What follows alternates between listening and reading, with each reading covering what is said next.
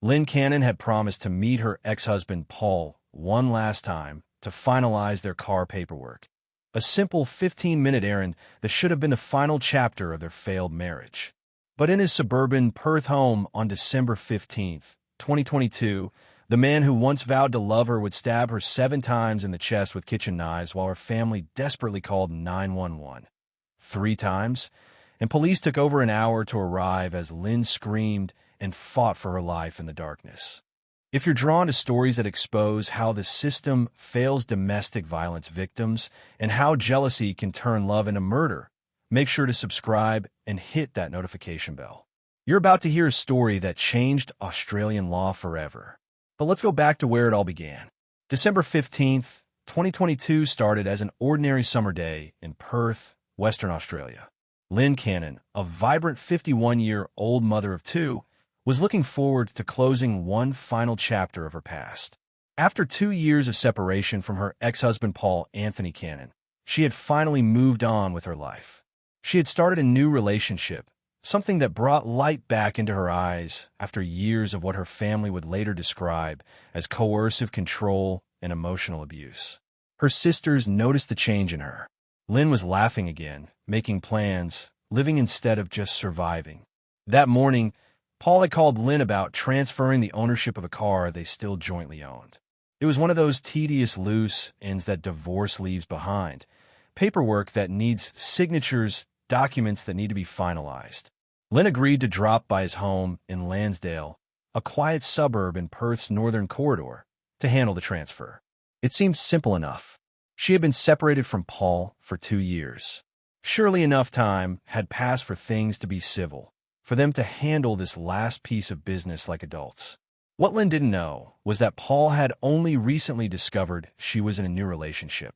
The news had sent him into what prosecutors would later describe as a spiral of festering selfishness and jealousy. In Paul's mind, Lynn belonged to him. The separation, the divorce, the 2 years apart, none of it mattered. She was his wife, and the fact that she had moved on with another man was an unbearable insult to his sense of ownership over her life. Lynn's family knew something was wrong when hours passed without hearing from her. Lynn was the kind of person who stayed in constant contact. She called her sisters daily, texted throughout the day, never went silent for long periods. When her phone went unanswered that evening, alarm bells started ringing. Her sister Jacqueline Darley tried, calling repeatedly. No answer. Text messages went unread. The woman who never missed checking in with her family had vanished into silence. At 7:30 p.m., Jacqueline made the first call to 000. She told the emergency operator that Lynn was being held against her will at Paul's home. She told them that Paul had threatened to kill Lynn earlier that day with a knife. She begged them to send someone immediately for an urgent welfare check. The operator assured her that police would respond. But police didn't respond. Not then. Not for over an hour. At Paul's home on Hardcastle Avenue, something horrific was unfolding. The man Lynn had once trusted, the father of her children, the person she had spent years of her life with, had transformed into something monstrous. The jealousy that had been building inside him since learning about her new relationship had finally exploded into violence. Paul had lured Lynn to his home under false pretenses, using the car paperwork as bait. Once she was inside, he had no intention of letting her leave alive. The attack was savage. Paul grabbed kitchen knives, not 1, but 2, and began stabbing Lynn repeatedly. He struck her 7 times in the chest, the blade piercing through her small frame with brutal force. Lynn was only a size 8, tiny compared to Paul's larger build.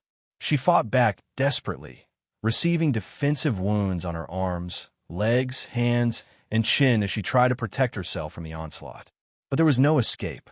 No one was coming to help her. The police her family had called were nowhere to be found. Lynn's screams echoed through the house as she fought for her life. She was small, but she was a fighter. Her family would later say she fought to her last breath to be there for her precious sons.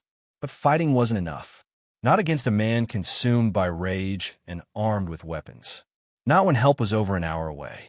At 8:28 p.m., nearly an hour after the first emergency call, an ambulance arrived at the Lansdale home. Paramedic Shane Toovey was the first emergency responder on the scene. But there was a problem. Police still hadn't arrived. Protocol dictated that paramedics should wait for police backup when responding to a violent domestic situation with a potentially armed perpetrator still present. But Shane Toovey knew that waiting could mean the difference between life and death for whoever was inside that house. Toovey made a decision that would later earn him recognition for extraordinary bravery. He told a bystander to hold the front door open, instructing them that if he came running back out with someone chasing him, they should shut the door immediately.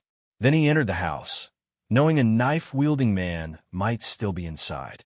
He asked himself repeatedly as he moved through the home, "Am I going to get hurt? Is this person going to hurt me?" What he found in the hallway would haunt him forever. Lynn Cannon lay on the floor, her body covered in stab wounds, blood pooling around her small frame. In a nearby recliner sat Paul Cannon, appearing completely intoxicated, mumbling incoherently. A kitchen knife lay near his feet. Toovey kicked the knife away and rushed to Lynn's side. He grabbed his medical equipment, but as he assessed her injuries, his heart sank. The wounds were too numerous, too severe. A chest seal wouldn't work. There were simply too many puncture wounds. As he knelt beside her, he witnessed Lynn take one final gasping breath. He brushed the hair out of her eyes, which were still open, staring at nothing and everything at once. "I'm sorry," Toovey whispered to her. "You're safe now." At 8:40 p.m., Shane Toovey declared Lynn Cannon deceased. She had been fighting for her life for over an hour while her family made desperate calls to emergency services. She had been screaming, bleeding, dying, while somewhere in Perth, police were responding to something deemed more urgent than a woman being held against her will by a man who had threatened to kill her with a knife. For minutes after Lynn was pronounced dead, the first police vehicle finally arrived at the scene. For minutes too late. Actually, over an hour too late. The paramedic who had risked his life to try to save Lynn now faced another agonizing task. He had to turn his attention to saving her killer. Toovey would later tell a coronial inquest that he had to wrestle with his own conscience about treating Paul Cannon. The man who had just murdered Lynn in cold blood was now in medical distress, and Toovey's oath as a paramedic meant he had to try to save him. Back at the emergency dispatch center, Jacqueline Darley was still on the phone, still begging for help, still being told police were on their way. She had made 3 separate calls to 000 that night. 3 separate warnings about her sister's danger. 3 separate pleas that went unanswered until it was far too late. When Jacqueline finally learned what had happened, the horror was compounded by the devastating knowledge that Lynn might still be alive if someone had responded to those first calls. If police had treated a domestic violence threat with the urgency it deserved. If the system designed to protect women like Lynn hadn't failed so completely. Lynn's 2 sons were now motherless. Her sisters had lost the woman who called them every single day, who never forgot a birthday, who was always there when they needed her. The Perth community had lost someone described by everyone who knew her as a happy person who was at her best when helping others. And all because a man couldn't accept that his ex-wife had the right to move on with her life. As Paul Cannon was taken into custody that night, covered in Lynn's blood and still intoxicated, the full scope of his crime was only beginning to emerge. This wasn't a crime of passion or a moment of lost control. This was the culmination of years of coercive control, of escalating threats, of a mindset that viewed Lynn as property rather than a human being with her own right to happiness and freedom. The paperwork Lynn had come to sign would never be completed. The new relationship she had started would never have a chance to flourish. The future she had been building would never materialize. All of it was gone, stolen in a savage attack by a man who believed that if he couldn't have her, nobody could. And the most devastating part? It all could have been prevented. If police had responded to the first call, if domestic violence threats were treated with appropriate urgency, if the system hadn't failed Lynn Cannon on the night she needed it most. But understanding how this tragedy happened requires going back further, to the years of abuse that led to this moment, to the relationship that slowly transformed from love to control to violence. We need to understand who Lynn Cannon really was and who Paul Cannon had become. Lynn Marie Cannon met Paul Anthony Cannon when she was just 16 years old. He was her first love, the kind of romance that feels all-consuming when you're young and believe the world is full of endless possibilities. What started as teenage infatuation grew into marriage, and eventually 2 sons who would become the center of Lynn's universe. From the outside, they looked like any other Perth family, working class, hardworking, getting by. But behind closed doors, a different reality was unfolding. Lynn's sister Jacqueline would later testify that Lynn endured verbal abuse throughout their marriage. The pattern was insidious, the kind of control that doesn't leave visible bruises but carves deep wounds into someone's sense of self. Paul struggled to maintain steady employment, leaving Lynn as the primary breadwinner. She would work long hours to keep the family afloat while Paul's resentment festered. Their sons would hear her crying when they were young, helpless witnesses to their mother's pain. As the boys grew older, they finally began defending her. But by then, Lynn had already made her decision. After years of emotional abuse and coercive control, she found the strength to leave. Watching her sister escape from Paul was, in Jacqueline's words, like watching the sun break through a dark cloud and shine brightly. For the first time in decades, Lynn was free. The separation in 2020 should have been the beginning of Lynn's new life. She remained devoted to her sons, now in their 20s, and slowly began rebuilding herself. She was described by everyone who knew her as genuinely truthful and loyal, even to those who didn't deserve such loyalty. Her sister said Lynn had a kind heart that could make a $20 dress from Kmart look like she'd just stepped off the catwalk. She was beautiful inside and out, and she was finally learning to be happy again. Paul never accepted the separation. He told his landlord about his intention to kill Lynn with swords he kept in his bedroom. He sent her threatening text messages, wishing she was dead and that she died painfully. These weren't empty threats made in the heat of an argument. They were calculated expressions of a man who believed that if he couldn't have Lynn, nobody would. For 2 years, Lynn navigated the dangerous waters of being separated from an abusive ex-partner. She was cautious but hopeful. She maintained contact with Paul only when necessary, primarily concerning their sons. She focused on work, on family, on healing. And eventually, she opened her heart to the possibility of love again. When Lynn started a new relationship, it was characterized as the sun finally breaking through permanently. Her family saw her genuinely happy for the first time in years. She was laughing again, making plans, living her life on her own terms. She had survived the abuse. She had escaped. She deserved this happiness. But Paul discovered her new relationship on December 14th, 2022, just one day before he would kill her. The news ignited something dark and violent inside him. He visited her home that day and saw evidence of her new life, evidence that she had moved on without him. That night, he sent her a text message that read, "Hope to be your painful death soon."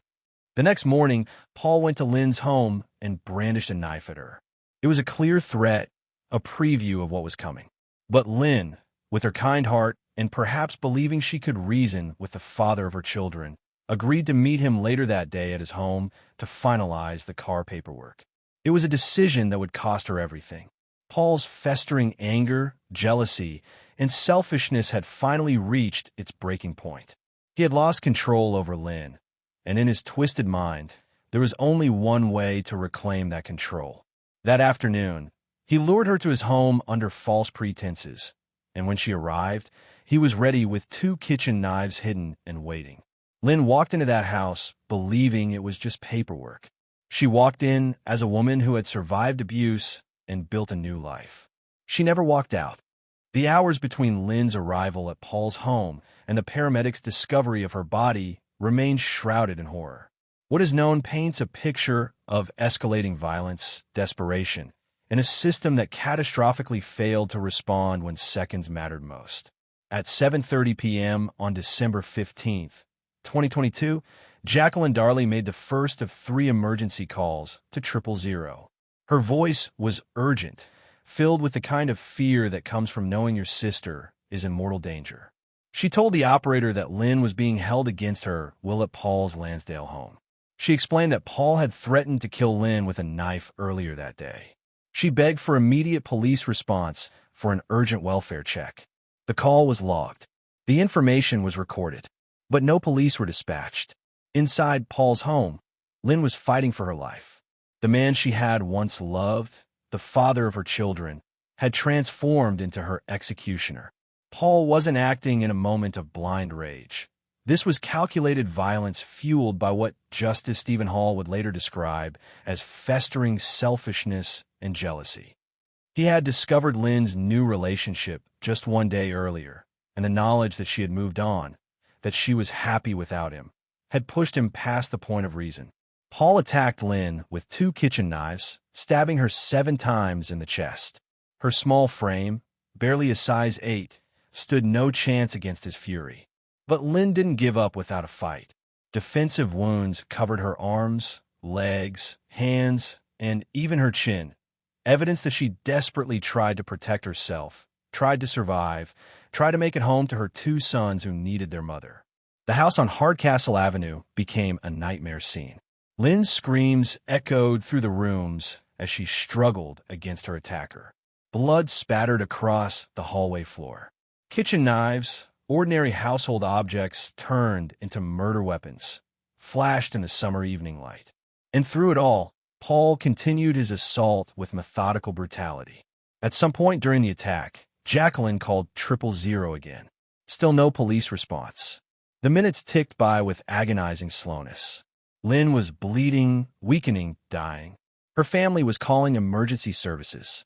And somewhere in Perth, the call for help sat unanswered, deemed not urgent enough to warrant immediate dispatch. Jacqueline made a 3rd call, 3 separate attempts to save her sister's life, 3 desperate pleas for help, 3 warnings that went unheeded until it was far too late. At 8:28 p.m., 58 minutes after the first emergency call, an ambulance finally arrived at the scene. But there was a critical problem. Police still hadn't arrived. Paramedic Shane Toovey faced an impossible choice. Protocol dictated that he should wait for police backup before entering a domestic violence scene, where a potentially armed and violent perpetrator might still be present. But waiting meant someone inside might die while he stood outside following rules. Toovey made the decision that would define him as a hero and haunt him for years to come. He told a bystander to hold the front door open and instructed them that if he came running back out with someone chasing him, they should immediately shut the door. Then he walked into that house, knowing he might be walking toward his own death. What he found in the darkened hallway was a scene from hell. Lynn Cannon lay motionless on the floor, her body covered in stab wounds, blood pooling around her small frame. 7 knife wounds to her chest, defensive injuries across her body. The evidence of a savage, prolonged attack that should never have happened. In a nearby recliner sat Paul Cannon, appearing heavily intoxicated, mumbling incoherently. A kitchen knife lay near his feet, one of the weapons used to murder the woman who had once been his wife, the mother of his children. Toovey kicked the knife away and rushed to Lynn's side. As a paramedic with years of experience, he could assess critical injuries in seconds. What he saw told him everything he needed to know. There were too many wounds, too much blood loss, too much time had passed. He grabbed his medical equipment anyway, because that's what paramedics do. They try, even when hope is gone. As he knelt beside Lynn's body, he witnessed her take one final, gasping breath. Her eyes were still open, staring at nothing and everything at once. Shane Toovey, the stranger who had risked his life to try to save her, became the last person to see Lynn Cannon alive. He gently brushed the hair out of her eyes. "I'm sorry," he whispered to her. "You're safe now." At 8:40 p.m., Shane Toovey declared Lynn Cannon deceased. She had spent over an hour fighting, bleeding, and dying while police failed to respond to 3 separate emergency calls about a woman being held against her will by a man who had threatened to kill her with a knife. At 8:44 p.m., 4 minutes after Lynn was pronounced dead and 74 minutes after the first emergency call, the first police vehicle finally arrived at the scene. 74 minutes too late.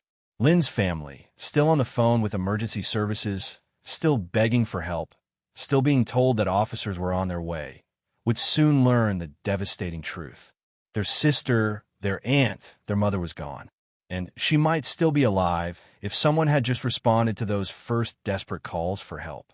The paperwork she had come to sign lay incomplete on a table somewhere in that house. The new relationship that had brought light back into her life would never have a future. Her 2 sons, the boys she had protected and provided for their entire lives, were now motherless.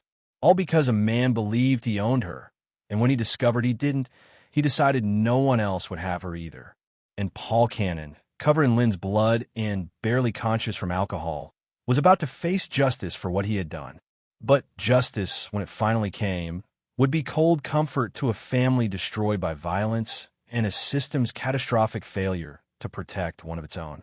Paul Anthony Cannon was arrested at the scene on December 15th, 2022, covered in Lynn's blood and barely conscious from alcohol and self-inflicted wrist lacerations. He was taken to hospital under police guard before being charged with murder. In March 2023, Paul pleaded guilty to Lynn's murder. There would be no trial, no drawn-out legal battle where the family would have to relive the horror repeatedly. He admitted what he had done. On August 30th, 2023, Justice Stephen Hall sentenced Paul Cannon to life imprisonment with a minimum non-parole period of 19 years. During sentencing, Justice Hall described Paul's actions as driven by festering selfishness and jealousy. The court heard about the threatening text messages Paul had sent Lynn, including "hope to be your painful death soon," sent just hours before the murder. The evidence showed Paul had told his landlord about his intention to kill Lynn with swords he kept in his bedroom. This wasn't a crime of passion. It was premeditated murder. Lynn's sister Jacqueline stood in court and described watching her sister's escape from Paul as like watching the sun break through a dark cloud and shine brightly. She told the court how Lynn's sons had heard their mother crying when they were young, and how they eventually started defending her as they grew older. Now, those same sons would have to live without their mother forever. The sentencing brought some measure of justice, but it couldn't answer the question that haunted Lynn's family. Why didn't police respond to their emergency calls? Why did Lynn die alone in that hallway while her family desperately tried to get help? Those questions would lead to a coronial inquest that began in November 2024, nearly 2 years after Lynn's death. The inquest would examine whether the police response on the night Lynn died was adequate and whether her death could have been prevented. The testimony that moved the courtroom to tears came from Shane Toovey, the paramedic who had risked his life to try to save Lynn. He described standing at the front door of Paul's home, wrestling with the decision to enter despite knowing a knife-wielding man might still be inside. He explained how he called ambulance operations to ask when police would arrive and how they tried to contact police 5 times through their dedicated line. All calls went unanswered. "I knew I should wait for the police, but I knew that there was a woman in there who needed help, and I have the ability to do that," Toovey told the court. "It was a hard decision to make as I have my own family, and I wanted to go home." When he finally entered, he found Lynn in the hallway and witnessed her taking a final gasping breath. He kicked the knife away from Paul's feet, rushed to Lynn's side, and realized the wounds were too severe. There were too many stab injuries for a chest seal to work. He brushed the hair out of her eyes and told her, "I'm sorry, you're safe now." Then he had to wrestle with his own conscience to move his attention to saving Lynn's killer. Deputy State Coroner Sarah Linton told Toovey that everyone connected with the case was in awe of him. "I just want to thank you on behalf of the community," she said. Outside court, Jacqueline Darley spoke through tears. "We're so grateful that Shane Toovey, that wonderful man, put his own life at risk in an attempt to go and save our sister Lynn. It brings us immense comfort to know that he was with her in her last moments." But even Toovey's heroism couldn't change one devastating fact. Lynn had been murdered while police failed to respond to 3 separate emergency calls warning that a woman was being held against her will by a man who had threatened to kill her with a knife. She had fought for over an hour while help never came. The inquest would continue into 2025, determined to answer why the system failed Lynn Cannon so catastrophically and how to ensure it never happens again. On August 4th, 2025, nearly 3 years after Lynn Cannon's murder, Deputy State Coroner Sarah Linton delivered her findings from the coronial inquest. The report confirmed what Lynn's family had known all along. The system had catastrophically failed to protect her, and her death was preventable. The inquest revealed that WA police were aware from 8:15 p.m. that Lynn was in danger, yet no officers were dispatched for over an hour. 3 separate 000 calls from Jacqueline Darley, each warning that Lynn was being held against her will by a man who had threatened to kill her with a knife, had been logged but not treated with appropriate urgency. The findings led to immediate changes in Western Australian police procedures for responding to domestic violence incidents. The case became a turning point, forcing authorities to confront the reality that domestic violence calls require immediate response, not bureaucratic delay. But perhaps the most powerful legacy of Lynn Cannon's tragedy was the recognition of Shane Toovey's extraordinary courage. In June 2025, Shane was awarded the King's Birthday honor for his bravery on that December night. The paramedic who had risked his own life, who had stood at that front door wrestling with the decision to enter, who had brushed the hair from Lynn's eyes and told her she was safe, he became a symbol of what true heroism looks like. At the inquest, Lynn's family told Shane that his actions had brought them immense comfort, knowing their sister didn't die alone. Jacqueline Darley said through tears, "He reassured us that Lynn looked at him and he held her hand and spoke words of comfort to her. That has brought us so much comfort as a family." But Shane himself carried a heavy burden. He told the court he wrestled with his conscience about having to save Lynn's killer after witnessing her death. He spoke about the 4 minutes he hesitated at the front door, though he knew logically that the injuries were far too great and those minutes wouldn't have saved her. It was the burden that all first responders carry, the what-ifs that haunt them long after the scene is cleared. Lynn's 2 sons now live with the unbearable loss of their mother, a woman who had worked tirelessly to provide for them, who had endured years of abuse to keep their family together, who had finally found happiness only to have it violently stolen away. Her sisters lost the woman who called them every single day, who made a $20 Kmart dress look like haute couture, whose smile could light up a room. Paul Cannon remains in Casuarina prison, serving his life sentence with a minimum of 19 years before parole eligibility. He will be in his 70s before he can even apply for release. But no amount of prison time can bring Lynn back or heal the trauma he inflicted on everyone who loved her. The car paperwork that Lynn went to sign that day was never completed. The new relationship that had made her laugh again ended before it truly began. The future she had been building, free from abuse, filled with joy, surrounded by family, was destroyed in a savage attack that lasted over an hour while help never came. Lynn Cannon's story became more than a tragedy. It became a catalyst for change. Western Australia reformed its domestic violence response protocols. Shane Toovey received national recognition for his heroism, and Lynn's family ensured that her name would be remembered not just as a victim, but as a woman who survived years of abuse, who found the courage to leave, who dared to be happy again, and whose death exposed the deadly gaps in a system meant to protect women like her. In the end, Lynn's legacy is this. Her death made it harder for the system to fail the next woman who calls for help. Her family's advocacy ensured that other families might not have to endure the same preventable tragedy. And Shane Toovey's courage reminded everyone that sometimes doing the right thing means breaking the rules and walking toward danger when someone needs help. Lynn Cannon deserved to live.